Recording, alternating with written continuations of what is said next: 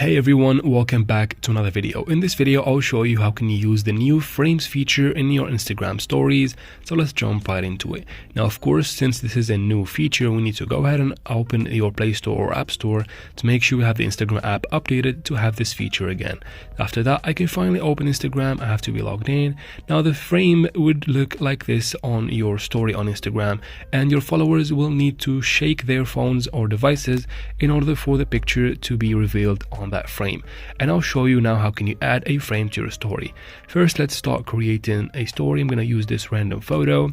Now, to find the frames feature, you need to scroll up from the bottom just like that, and then I tap on frames. That should be right there. Now it will take you to your camera roll again to choose a picture that you want to add to that frame. Now, as you can see, this is the photo that I'm going to use. Now, I can add a caption, and that's what I'm going to do.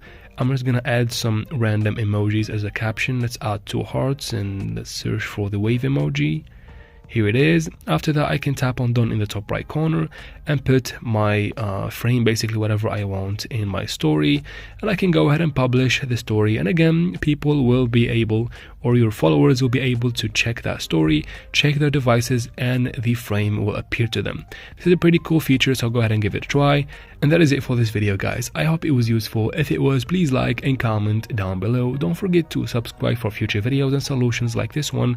And as always, thank you very much for watching. See you in future videos.